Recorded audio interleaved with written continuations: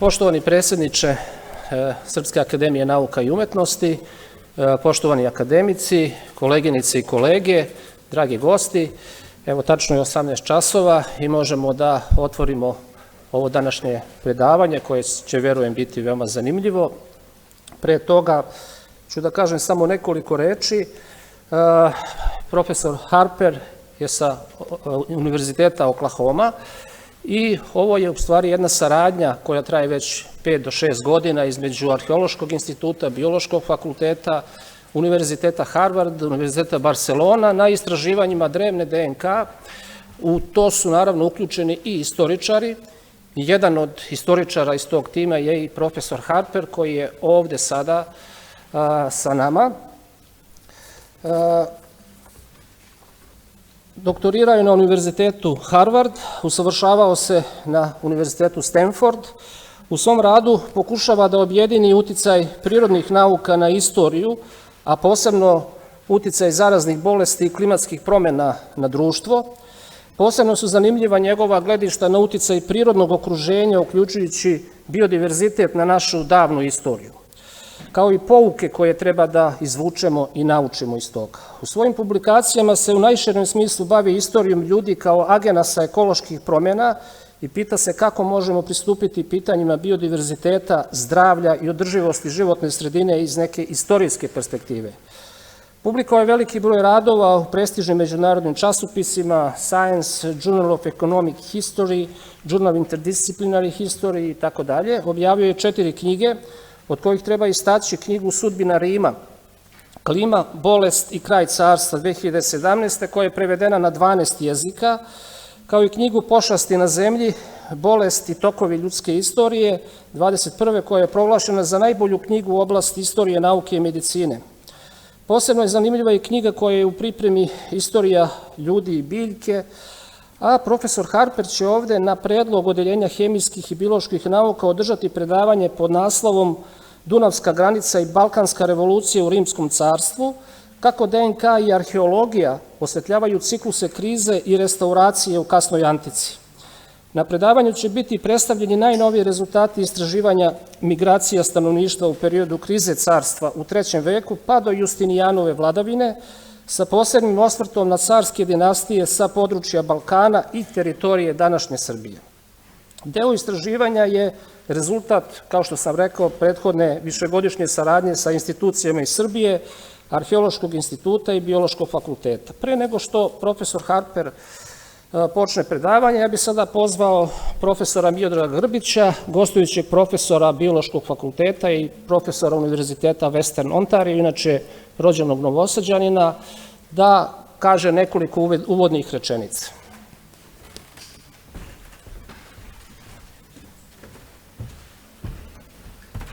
Poštovani predsjedniče, poštovani akademici, dame i gospodo, izuzetna mi je čast da održim ovo kratko uvodno predavanje o suštini ovog rada fokusiranog na staru DNK koja iz korena menja našu istoriju. Danas ćemo čuti predavanje koje je bazirano na sekvenciranju ljudskog genoma. Ljudski genom je sekvenciran 2001. godine i on predstavlja naše uputstvo za upotrebu i prvi put u istoriji čovečanstva konačno imamo našu sekvencu koja nam omogućuje da razumemo kako zaista funkcionišemo.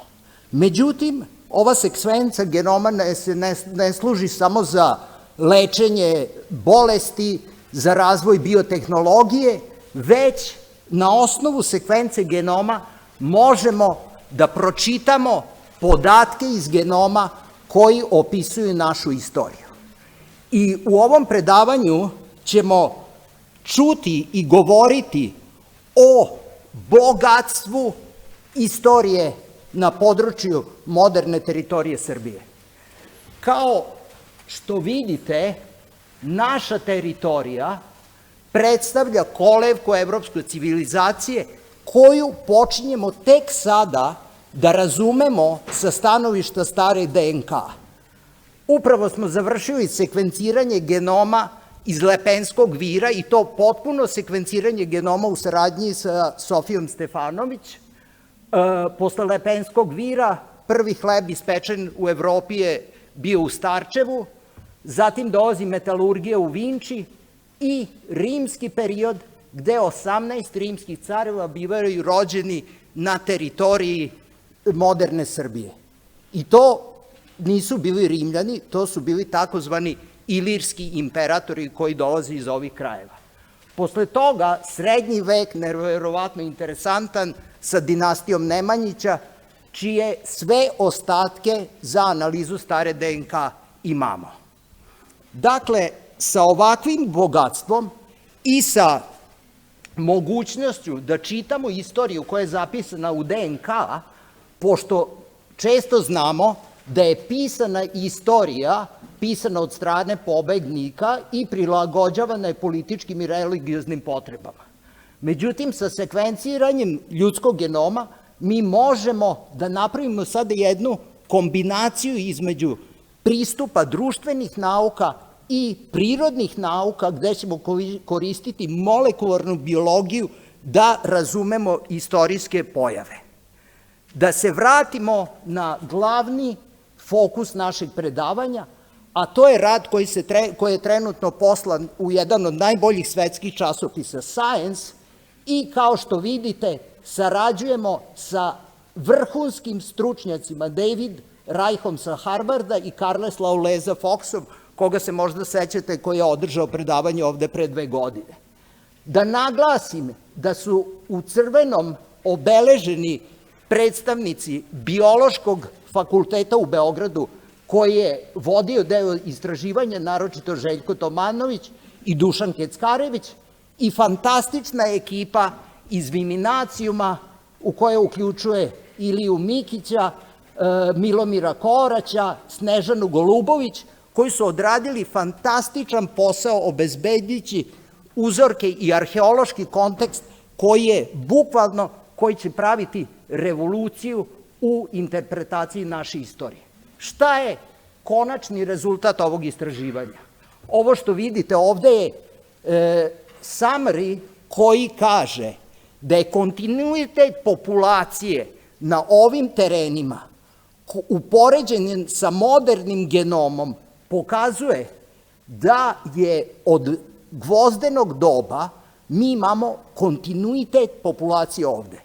Stara interpretacija je bila da je došlo do promene stanovništva, došli su Sloveni koji su potpuno dominirali na nivou genetike u ovim područjima. Sa ovim istraživanjem znamo da svako od nas u proseku ima 50% genoma staro-balkanske populacije. Znači, naša istorija ne počinje od Slovena i Nemanjića, nego počinje od 18 rimskih careva koji su poreklom sa ove teritorije i čiji je DNK utkan u našem genomu.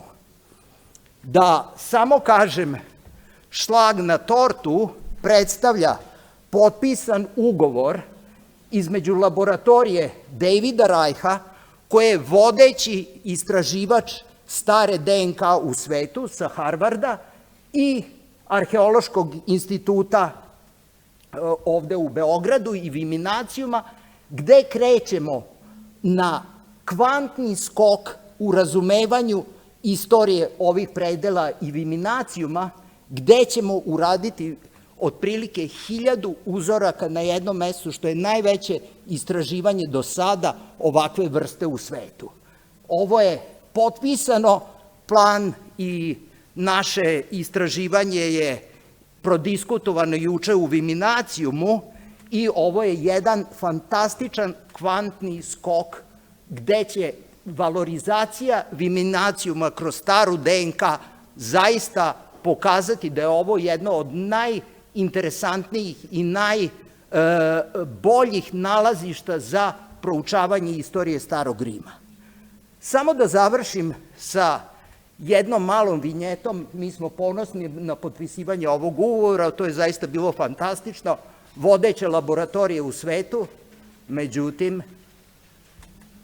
proslavljamo 93. godišnjicu potpisivanja ugovora sa Harvardom, koji je potpisao Narodni muzej predvođen Miodragom Grbićem, i sada u stvari nastavljamo tradiciju koja je bila prekinuta posle zaista jednog dugog perioda. I drago mi je da vidimo da se sa američke strane imena tima menjaju, međutim na srpskoj strani imena igrom slučaja ostaju ista. Završit ću sa ovim uvodom. And Kyle, I'm delighted to have your talk. I think we prepared the audience, and now you can fire up with the Balkan Revolution.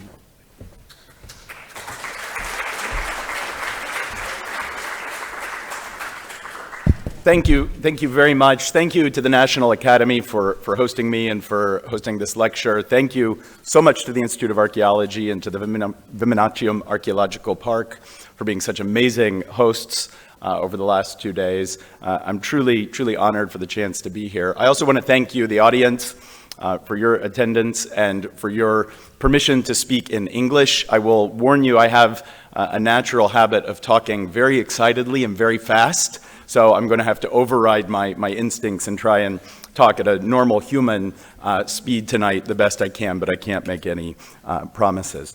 This has been a very genuinely thrilling experience for me to visit Serbia, I confess, for the first time, and has made a deep impact on me and enriched my understanding of this period that I've spent my career dedicated to studying, and particularly to the period of the later Roman Empire and to the birth of that later Roman Empire in the 3rd century. And so what I'd like to do in the course of tonight's discussion is to talk about the research of the history of the Roman Empire and the transformations of the 3rd century, such a crucial period, not just in Roman history, but in world history, and to explain why I think that bigger context highlights the importance of the DNA work that's happening and the future collaborations that are possible built on the model of our early results. So in essence, to contextualize the early DNA results that were just described for you.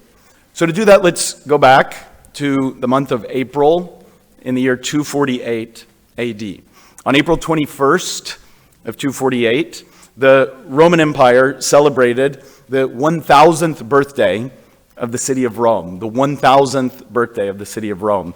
And they celebrated it in Roman style with Millennium Games, known as the Ludi Seculares, that promoted the ideology of the eternal city of Rome. Rome was the city that was at the center of this vast world empire, this dominant world empire that stretched around the Mediterranean world.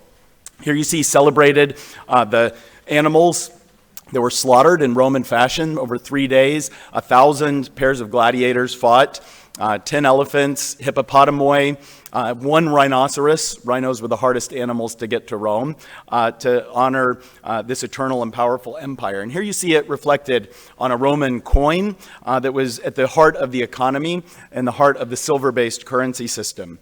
It was an empire that was safe, at least in its internal regions. Cities like Rome were even completely unfortified, and they relied on a distant frontier that was heavily militarized to protect the inner Mediterranean core of the empire. It was a deeply pagan or polytheistic empire that believed in the worship of the civic gods that protected the city of Rome and the empire of Rome.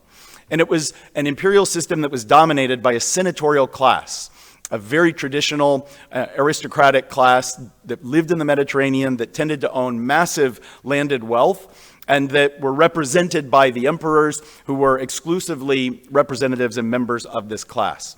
This is the early Roman Empire, the empire that was created by the first emperor, Augustus, and endured for centuries. And I will place a note that it's probable that a very high-ranking senator named Decius was the prefect in the city of Rome in 248 and helped to organize these very Millennium Games. What none of them knew as they celebrated the 1000th birthday of Rome, that this was the very last time that the Ludi Seculares would ever be celebrated in the city of Rome, because enormous change lay just over the horizon. Fast forward 20 years to the year 268, and we are at the beginning of a very new kind of empire. Here you see a physical reflection of that in this gold medallion, this enormously heavy gold medallion that was probably part of a donative, a gift paid by the new Roman emperor, Claudius II, to the Roman troops. It is now an ideology in which the Empire of Rome must be restored, renovated, renewed. It is a new empire that will ultimately be based on a gold currency system instead of a silver system. It's an empire where cities need walls, and not just cities on the frontiers, but cities even at the core of the empire. A city like Rome, where Aurelian will build the giant walls that are still so visible in the city today. It's a time of change even in matters of spirit and religion, when new gods from Sol Invictus to Jesus Christ will become the patrons of the empire. It's an empire that's now ruled by a very different kind of person, no longer Mediterranean senators, mostly from Italy, but experienced army officers, career soldiers who've risen through the ranks to control the Roman armies. Army officers who will now dominate this imperial system, army officers from a very specific and interesting place. These are, in fact, two Roman empires. What we could call the first Roman Empire, the Augustan Roman Empire that endures from the very end of the 1st century BC into the middle of the 3rd century, and the second Roman Empire, what I think it's no exaggeration to call the Danubian Roman Empire, that's born in the crisis of the 3rd century and that will endure in its own way for hundreds of years. What divides these two empires is a period of crisis, known to historians as the crisis of the 3rd century, one of the gravest moments of crisis ever experienced in the long and tumultuous history of the Roman Empire. Here's a crude, but I think revealing reflection of this crisis. This is, where am I? There I am. This is a representation of all known coin hoards in the massive data set of the Oxford Roman Economy Project coin hoard database that is spread over each year, indicating the number of hoards that have been recovered for each year. And you can see just reflected in the practice of burying coins, which can have multiple causes, but is usually involves a certain amount of fear, and then not recovered because these coins were found in the ground, which implies that someone forgot them, or more often that they died, were killed, or died of something terrible. And you can see just visually how dramatic the crisis of the 3rd century is. In many ways, it's this most dramatic moment of struggle and tension in Roman history. It's a time of invasion above all across the Danube by the new Gothic Federation, and military defeat. It's a time of inflation, when the monetary system that's endured for hundreds of years will ultimately fall apart. It's a time of religious strife, of persecution of Christians, and profound religious change. And it's a time of legitimacy crisis, when there is contest for imperial power, when there's a series of usurpers, when there are sometimes more emperors than we can even follow or count, when for a period of years the Roman Empire fragments and falls into multiple pieces. This is the fall of the Augustan Empire in the midst of the crisis of the 3rd century. So what I want to argue today is drawn in some ways from a book that I published 6 years ago, although when you work in this field, particularly talking about climate change and infectious disease and human population history, drawing from new archaeological and archaeogenetic sources, 6 years ago is a long time. A lot has happened, and no doubt a lot is about to happen in this field. So it's an effort as well to bring up to date some of the arguments that I made 6 years ago. The 3rd century crisis is not just a crisis, but a revolution, a structural revolution that creates a second Roman Empire. This is a crisis that we can only understand by recognizing as a both human and environmental crisis. That is, that it involves truly human factors like migration and conflict, civil war, but it also involves environmental factors, climate change and pandemic disease. One of the 3 major Roman pandemics is coincident with the crisis of the 3rd century. Many of you will know this, but the Roman Empire experiences a series of truly massive intercontinental, widespread, devastating disease outbreaks known as the Antonine Plague that strikes in the 2nd century, the 160s and 170s, caused by a pathogen that we do not know the identity of with certainty. The Plague of Cyprian that I'll talk about today in the 250s and 260s, caused by a pathogenic agent, a germ that we do not know. And the Plague of Justinian, the last and I think most devastating of these pandemic events that strikes in the 6th century, caused in this case by a pathogenic agent that we do know with certainty is Yersinia pestis, a bacterial agent that is the cause also of the more famous late medieval Black Death. So the crisis of the 3rd century has both human and environmental dimensions. And our deepening understanding, still far from complete, of this crisis has advanced through interdisciplinary work that combines history, archaeology, as well as the natural sciences, from paleoclimatology to ancient DNA work. And I think that work is exemplified by the collaboration that's happening here with our Serbian friends and colleagues, and particularly at the site of Viminacium. So, let me start by overviewing, in some of its basic features, what the Augustan Empire, the first Roman Empire that takes its shape in the late 1st century BC, after the conquest of Julius Caesar, of Augustus Caesar, that takes shape in the early 1st century, late 1st century and early 1st century AD, the beginning of the Pax Romana. The Augustan Empire is one of history's largest and most enduring empires, stretching from Scotland to the Sahara Desert, from the Atlantic to interior Mesopotamia, across the Rhine and Danube, this massive territorial empire that combines a huge variety of internal ecological variety that's centered on the Mediterranean as a network and node of communications, that experiences growth, efflorescence, increase of population that's visible archaeologically almost everywhere in the Roman Empire, an increase in settlement and population. But not just population growth, also economic growth. Here is a reflection of that drawn from the unparalleled documentary evidence that survives in Roman Egypt on written papyri that reflects wage growth. If you look at the red line, this is real wages for unskilled laborers over the course of the first century and a half of Roman Egypt. And it's quite an extraordinary reflection of the way that the Roman Empire stimulated economic growth, but obviously for elites, but even for people, in many cases, who are ordinary people. The Roman Empire stimulated this growth through connectivity. The Roman Empire was, first and foremost, a network that integrated people and resources across this vast territory. Of course, the Romans are famous as road builders that are the symbol of Roman power and Roman capacity for civil engineering. But of course, it was also waterways. The ocean, the Mediterranean, that became a Roman lake that allowed tremendous growth in trade and connectivity. And of course, the river networks that played such an important role in connecting different regions of the Roman Empire, such as this one. It was a time of urbanism, when the city of Rome may have reached a population upwards of 1 million inhabitants, the first city on earth to reach a population of that magnitude. But it wasn't just Rome. It was cities all across the world of the Roman Empire that experienced a phase of growth in the 1st and 2nd centuries. We can now trace this connectivity and growth and dynamism of the Roman Empire through completely novel and unexpected ways. The mobility and cosmopolitanism of the Roman world is reflected in the population history of the Roman Empire that is recorded in the genomes of the inhabitants of this empire.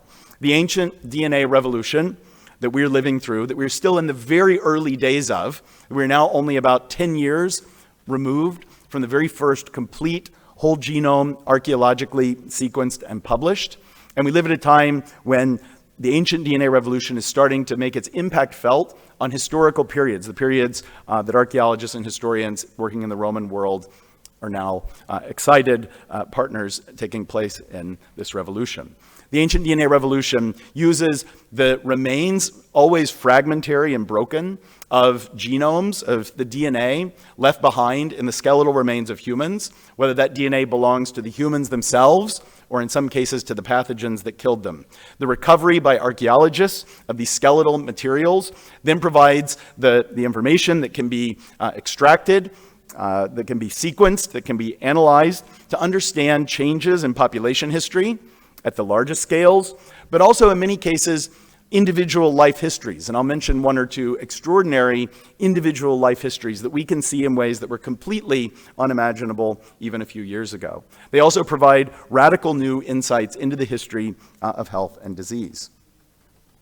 So, one of the most exciting projects in the ancient DNA revolution that we're living through is a collaboration that I've been honored to be a part of that involves many of you saw the red names boxed in, many of our collaborators in this room, that's led out of the lab of David Reich at Harvard University, that Inigo Aldalde and Pablo Carrion and so many others have worked so hard on to bring together one of the most remarkable, largest scale, and I think truly collaborative, not just names that happen to be together as an author list, but truly collaborative interdisciplinary work that provides new kinds of insights.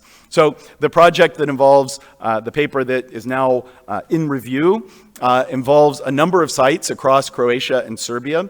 The site that has contributed the most samples to this is, of course, Viminacium, that allows insights into Roman history, the early Roman Empire, the late Roman Empire. And I want to highlight some of the reasons why this particular project is so interesting for historians and archaeologists. First, simply the importance of this region. As I'll talk about, the Danubian frontier becomes the theater, the scene for some of the most important and revolutionary events in Roman history. So this is really, for a period of Roman history, the center stage of the action. Secondly, a site like Viminacium is almost unrivaled in the extent and quality of its remains. This, of course, includes material remains from buildings, as well as ceramics, coins, and other human artifacts, but of course the remains of human beings themselves. The extraordinary volume of human skeletal remains that survive from this site provide the opportunity for a depth of insight into the history of this region, as well as the potential of archaeogenetics to teach us about human history. And it's not just that, of course, it's also the fact that we know so much about Viminacium because of the long-standing effort and quality of the Viminacium project, sponsored by the Institute of Archaeology. Over 40 years of cutting-edge archaeology that gives us deep insights into the context, not just the skeletons themselves, but the analysis of their bones, the analysis of the material remains of the city, urban development, all of the broader context of this particular site and its history that provides the chance to do archaeogenetic research, to do history, and to do archaeology at a depth of richness that I think is unparalleled. And so I'm very proud of this paper that's under review, and particularly proud of the part that sometimes not everybody reads, but the archaeological supplement. When this paper is finally published, I heartily encourage each and every one of you to not just read the exciting, the short essay that'll get published, but read the archaeological supplement that underlies it, because that's what really reflects the depth and quality of the work that's happened here for so many years, as well as the collaboration that took place to produce this article that gives us these extraordinary new kinds of insights that I think are now going to be the cutting edge of archaeogenetic history. I'll only mention a few of the exciting findings. This in itself could take up an entire lecture, but what's coming out of this study is truly unexpected. And as a Roman historian, I've repeatedly been really surprised by the evidence that has now come to light. The findings reflect, first of all, the extraordinary cosmopolitanism of the Roman Empire, the capacity of the empire to move people over vast differences. Here, on the Danube frontier, there are people from North Africa, there are people from Eastern Europe, there are people from East Africa, from essentially Ethiopia, from far beyond the Roman world, a 15 to 18-year-old male who somehow will never know his whole story, whether as a soldier, more likely perhaps as a slave, perhaps as an economic migrant or trader, made his way to this place from East Africa. It's an extraordinary reflection of the Augustan Empire, of this vast zone of integration that was created by the Roman Empire. Another feature of this study that has truly surprised me as a Roman historian is the notable lack of any reflection of ancestry contributions of people from Italy or from the Western Mediterranean, from the core of the empire. This is supposedly a heavily colonized, it's certainly a heavily militarized region, the Balkans, and I would have expected some population movement, and I'm sure there was some, but what's interesting is that it must have been relatively limited. And I think what that testifies to is the power of cultural Romanization. So when we think of Romanization in this place, we're thinking about cultural change rather than mass influx of migrants, at least as reflected in the continuing population history of the region. I'll come back to that little insight about the power of cultural Romanization later. So one thing that the Viminacium population, the DNA of this population reflects, is the mobility, the cosmopolitanism of the Augustan regime. To summarize a little, the Augustan Empire is an empire in which the senatorial class, wealthy, Mediterranean, mostly Italian landowners like Julius Caesar and Augustus, control the empire. They control the high commands of the legions. They control the throne of Rome itself. This is an empire that balances the central control of Rome with local elites throughout the empire, that runs a massive economy based on a unified silver-based currency system, that is traditionally civic paganism, as well as the imperial religion of the worship of Rome and its emperors. This was an empire, like all empires, though, that had deep internal structural weaknesses, and we can mention a few. There's always a tension, particularly in pre-modern empires without modern weaponry or telecommunications, of trying to simply control a space that is this vast. And there are always tendencies for regionalism, difficulties in controlling from a central nexus an empire of this scale. There are also deep administrative tensions between the elites, particularly those in Italy, the Mediterranean senatorial class, and those who are actually protecting the empire, the soldiers and their officers. And above all, the Roman Empire creates simply a massive frontier to defend. And that massive frontier would suddenly, in the 3rd century, become for a time undefendable. So, I won't go through the 3rd century crisis in too much detail. It is also a tangled history, but in the year 248, the Roman Empire celebrates its 1000th anniversary, and in the year 249, things take a turn for the worse. A general in the Danube region usurps control. The emperor in Rome, Philip, dispatches a highly experienced commander, a highly experienced senator named Decius to quell the rebellion in 249. He does a great job, but then ultimately comes to claim the throne for himself. He eventually appoints his 2 sons as Caesars, one of them named Hostilian, I'll come back to. But Decius dies only 2 years later in the field fighting against an army of invading Goths. Then the wheels really come off. Another emperor, Trebonianus Gallus, succeeds. He appoints his son, another emperor, short-lived. There become more emperors than we can keep track of or count, and eventually the Roman Empire breaks apart. So for a period of nearly 10 years, the wealthy northwestern provinces of the empire completely break apart, and then ultimately the wealthy eastern provinces of the Roman East break apart as well, and so there are functionally at least 3 Roman empires. Roman history, in comparative perspective, should have ended right here.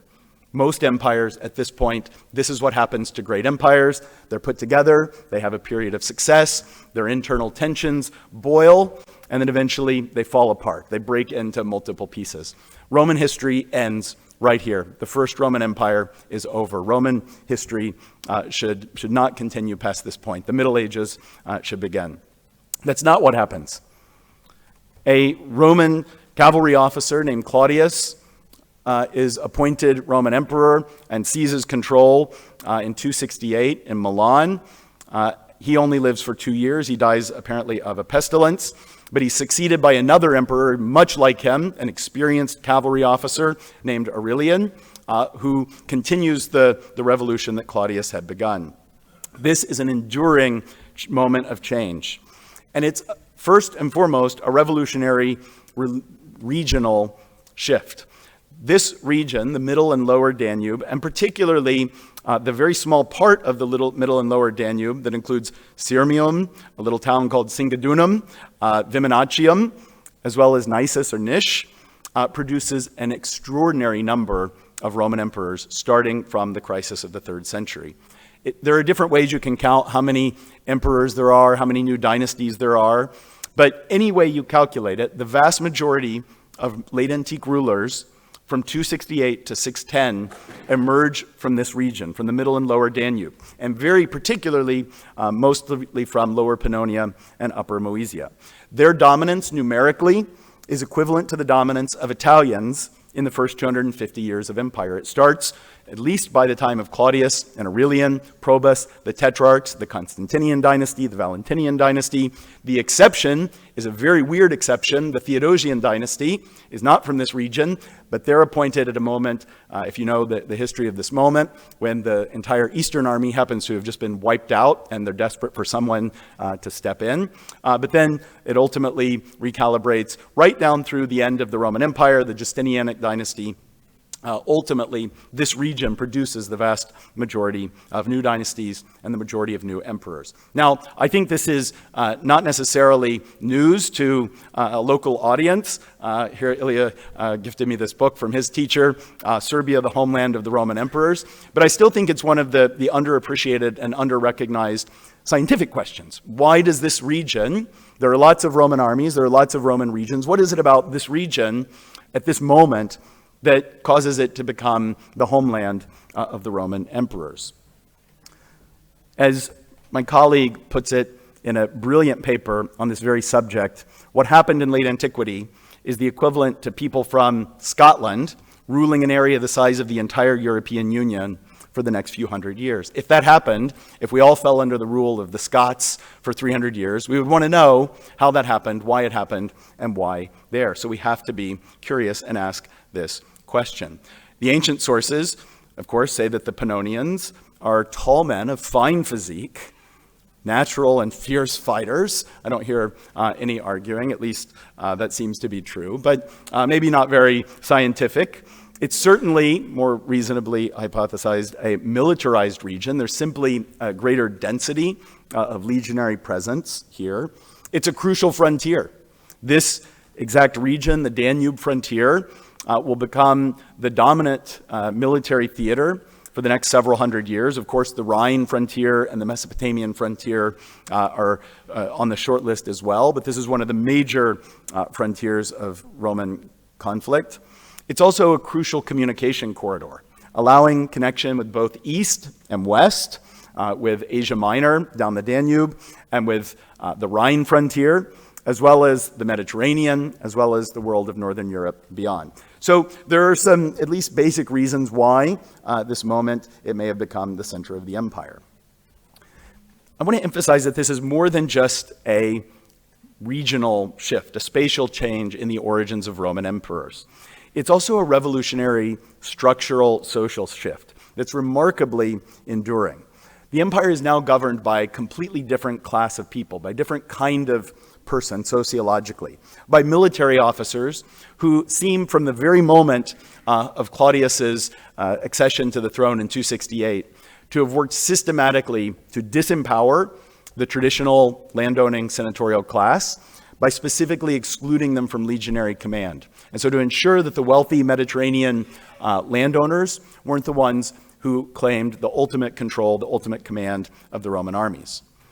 This is also a group of leaders who I think have a very particular proclivity for gold, and particularly for gold donatives, and ultimately for gold money. The crisis of the 3rd century involves a total collapse of the old monetary system based on the Roman silver denarius as the unit of account, embodied in Roman silver coinage, that sees a period of spiraling inflation that lasts for almost a century, that will only restabilize based on the Roman Constantinian solidus made of pure gold. So it's a shift in the global financial system that would be, to put it in our terms, as dramatic as a shift from US dollars to Chinese currency today. So it's an unimaginable shift in the basis of the economy, the financial system.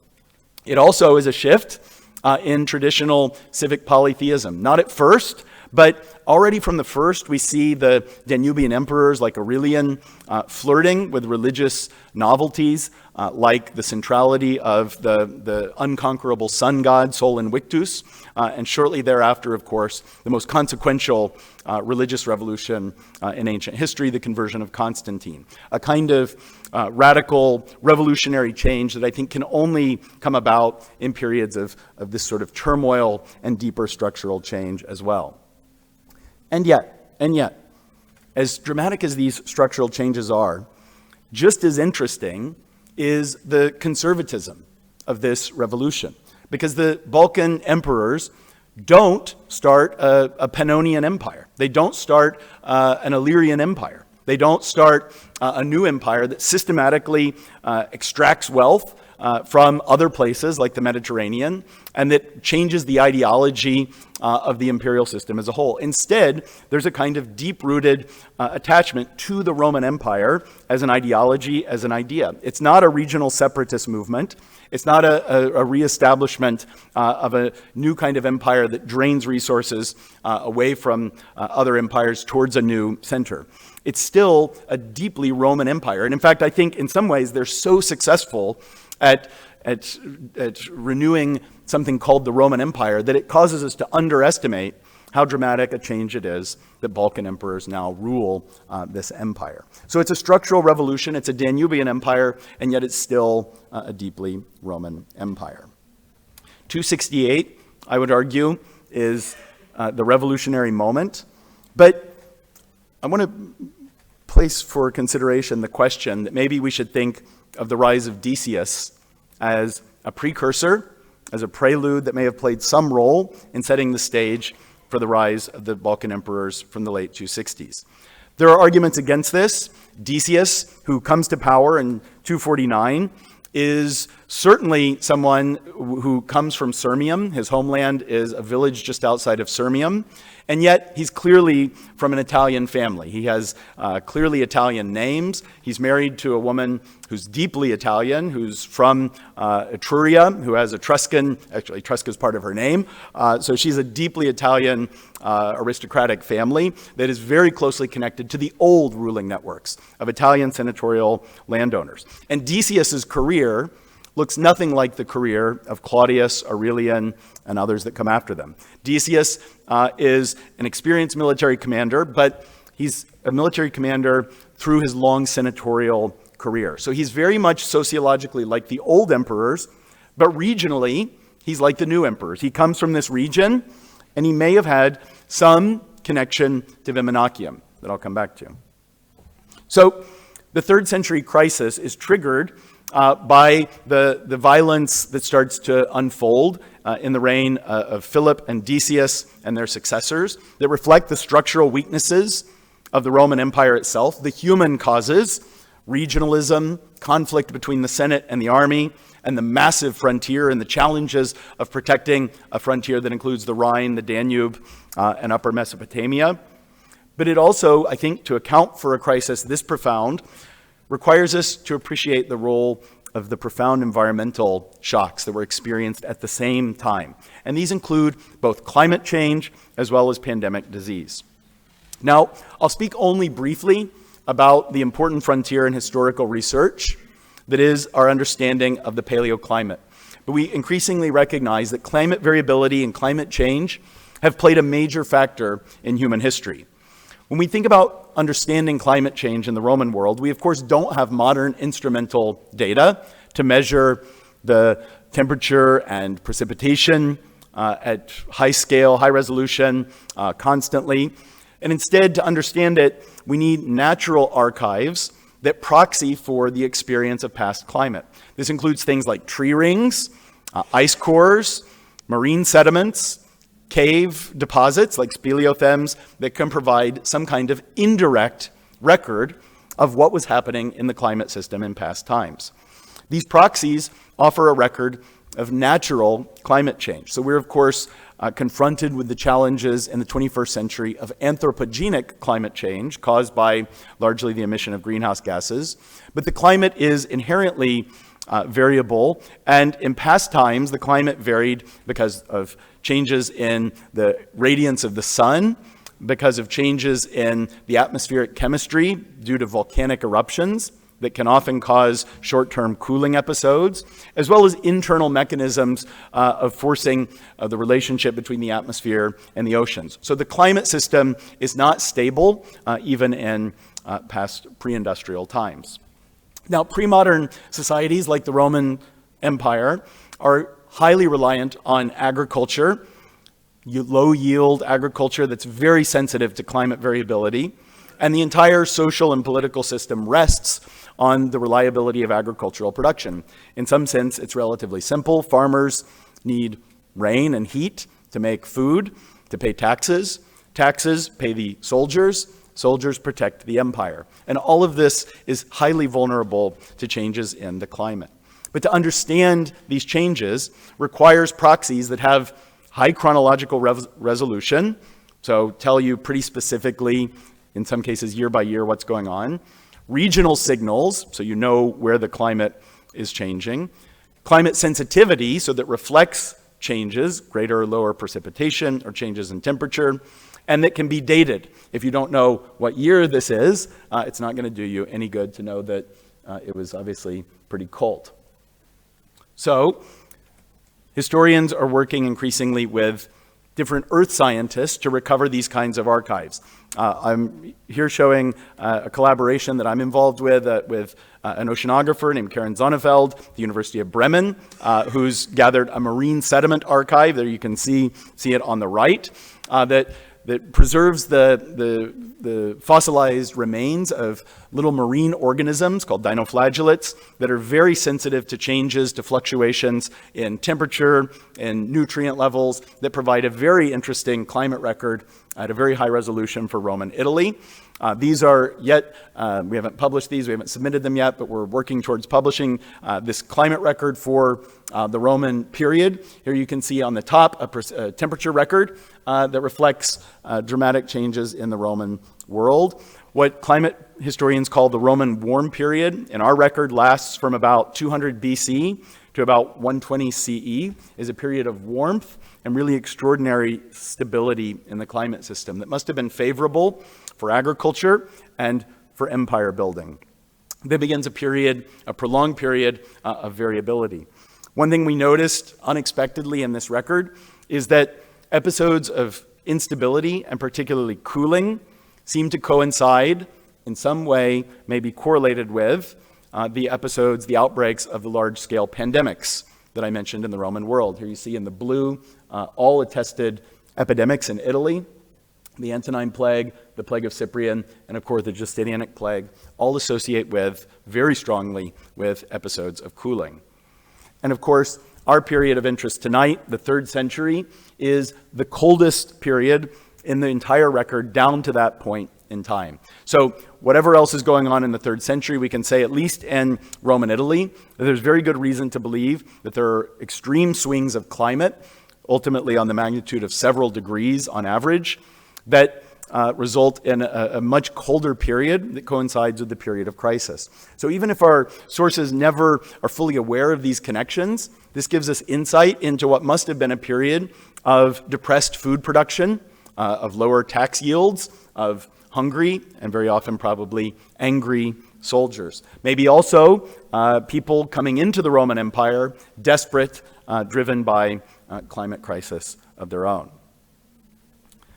This is also certainly a period of immense crisis in the history of human health, what's known as the plague of Cyprian. The plague of Cyprian is interesting because it was almost completely forgotten by historians. Major and some of the very most significant syntheses of the 3rd century written in the last decades don't even mention it.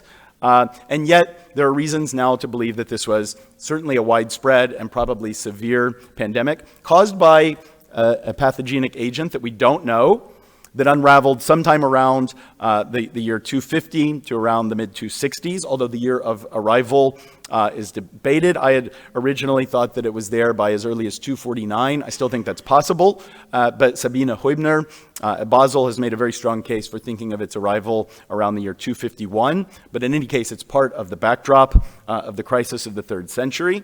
And so it's either a trigger or amplifier of this 3rd century crisis, providing a demographic dimension of massive death and population loss, also in the background of the events of the 3rd century. The plague of Cyprian is known above all through the written sources for the 3rd century. I'll spare you too much detail on this, but if you ever work on the history of the 3rd century, it's one of the worst attested periods of Roman history. So the generation from about 250 to 275 is notoriously difficult because so few sources survive. And to understand it often requires understanding where later sources, here you see the later sources towards the bottom, are getting their information about the 3rd century. So I spent a significant part of my life trying to figure out where all of our information about the plague of Cyprian comes from. What's interesting is that everyone who might have said something about it, all of the sources we do have testified to a deadly, massive disease outbreak in this period. This includes witnesses from Egypt, like the Bishop of Alexandria, Dionysius of Alexandria, who describes the mass death in the important capital city of Roman Egypt, and implies a level of mortality that would be extremely significant. I won't read all of this in detail, but he describes specific numbers for population change in a very short time. Not all of these people need to have died of the plague, of course. Some could have left the city. Many people would have died of other things, but it implies a really massive loss in the second largest city of the Roman Empire at precisely this moment, sometime in the 250s. The plague of Cyprian is called the plague of Cyprian. It's really a bad name because it's not caused by the plague, bubonic plague, and poor Cyprian was just the bishop of Carthage who happened to describe it. He didn't cause the disease, but his account of the sickness is our most important description of the symptoms.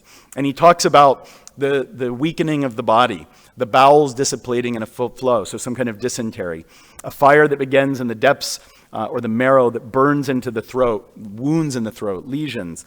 The intestines are shaken with continuous vomiting. The eyes are set on fire from the force of the blood, and the infection of the deadly putrefaction cuts off the feet or other extremities. So it's a vivid, dramatic, rhetorical description that makes it very hard to know exactly what he's talking about, what possible disease could have caused this. Greek historians that are barely known to us, but known only through later historians, describe this event that raged for 15 years, that came from Ethiopia and spread to the west, and that rose in the autumn. One of the most important historians of the 3rd century is Dexippus of Athens. Unfortunately, almost all of his history is completely lost.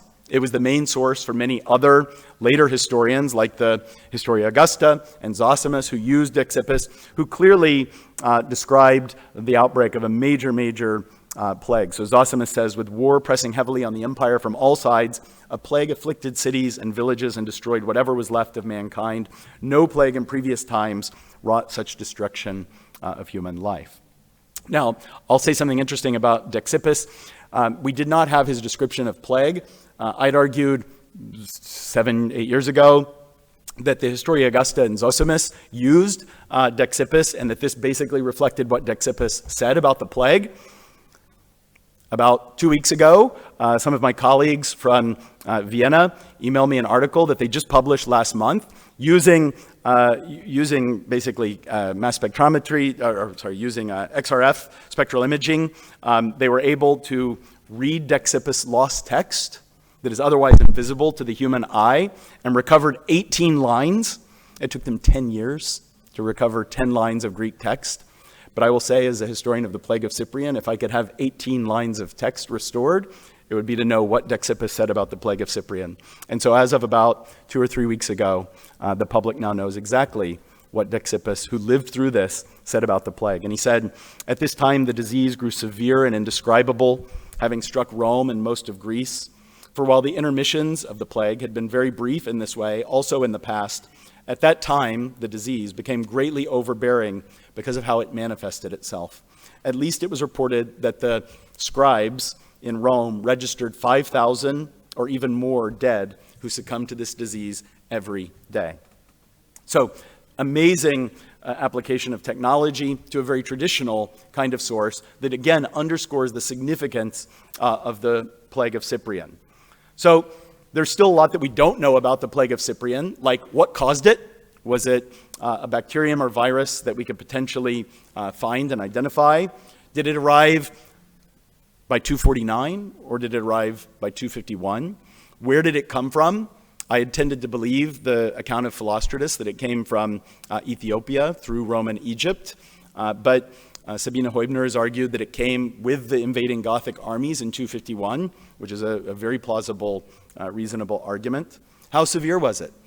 This is a major historical event that was almost completely forgotten and neglected until only a few years ago. So inevitably, there's still much to be learned about it. But I think we know enough now to say that we shouldn't think about the crisis of the 3rd century simply in terms of the empire's struggle between the Senate and the army, but also imagine a time of food shortage, of hunger, of desperation, of tax shortage, a time of death, a time of disruption, a time of fear, trauma, and plague.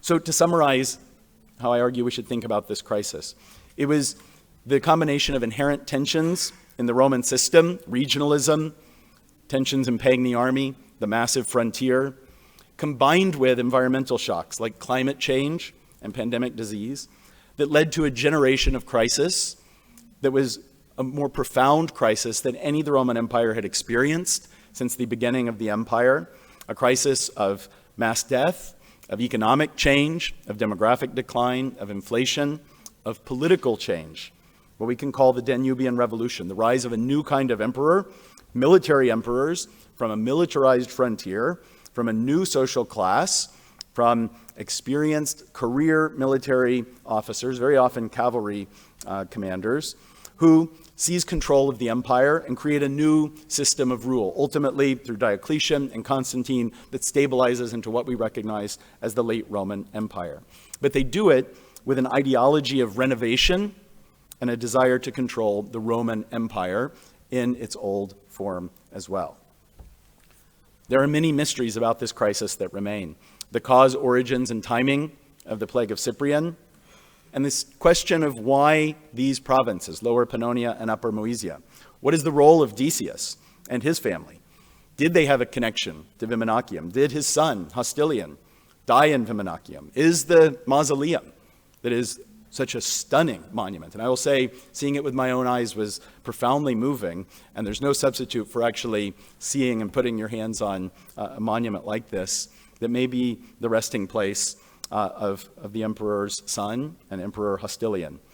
Are there connections between this family and the rise of people like Claudius and Aurelian? These are questions that we don't have the answers to, but mysteries can be, but mysteries can be solved. And DNA, I think, has some of the greatest potential in collaboration with archaeology and history to help us solve these mysteries. This is an episode of Roman history, but I think it's also a major episode of world history that remade an empire that would endure for hundreds of years.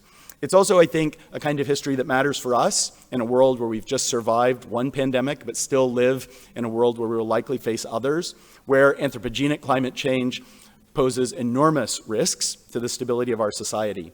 In 248, the Romans couldn't have imagined that the Millennium Games they were celebrating would be the last ones that Rome ever saw. But climate crisis and pandemic disease, in combination with social conflict, monetary collapse, weak state capacity, resulted in a catastrophe. I think that's a lesson and a warning for us today. Thank you for your attention, and thank you very much to my gracious hosts and many, many collaborators on both the climate and archaeology and genetic studies. Thank you.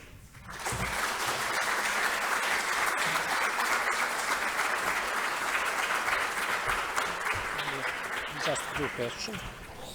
Thank you, Kyle, for excellent talk. We have time only for just few questions and very short questions. So, please. Ask. Oh. Okay.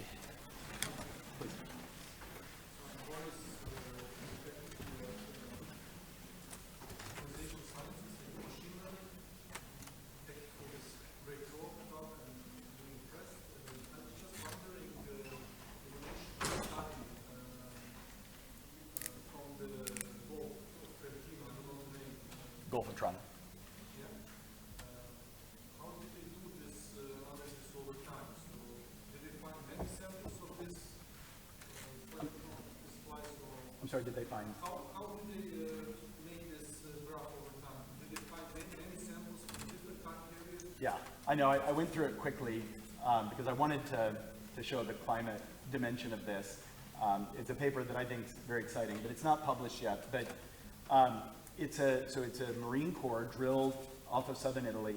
It's very interesting because the spot where it's cored has the features that make it a very good record. So there's very little perturbation. The dinoflagellates that live there change their species composition very quickly based on seasonal changes in temperature and precipitation, or temperature, I should say, and nutrient levels that reflect river offlow. So what my collaborator, Karen Zonneveld, and her team does is she commands the ships, they go out, they dig these cores, they take them back to Bremen, where they also have this huge library of marine cores. It's a major center for oceanography. And they then analyze the samples through the core. They've developed a good age model based on several different kinds of markers, including tephra chemistry, so volcanic eruptions, as well as some carbon-14 dating. And then they take samples that seem to have, we have one reading for every 3 years. So it's not an annual resolution, but that's pretty good, particularly to get at the climate of Italy, which has been very, very tricky for historians and paleoclimatologists because there's no dendrochronological record, there's no tree series that goes back for Italy. So it's not annual, but it's still pretty good. And it's ultimately a proxy that's based on the species composition that relies on the species that are most sensitive to changes in temperature. And then she takes the raw data and then uses the raw data from modern times against an instrumental record. So using 20th century data where we do have thermometers to then calibrate what the signal reflects. It's a very strong correlation, so it looks like a very robust, sensitive climate signal that mirrors what happens. The species that we think reflect heat when it's hotter in Italy, and we know it from instrumental records.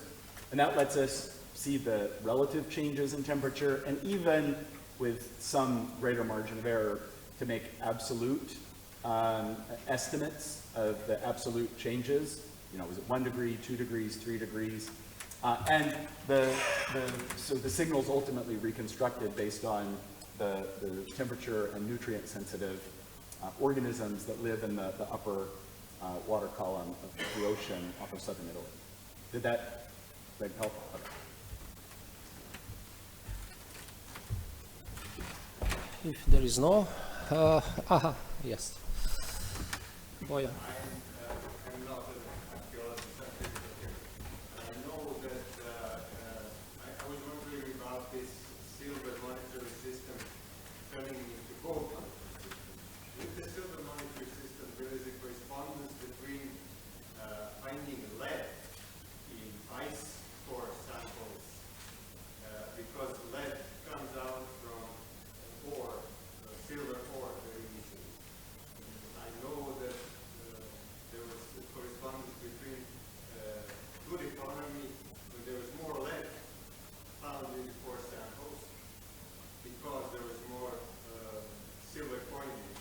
And I was wondering if that stopped, but we obviously don't speak about anything after the silver coinage stopping.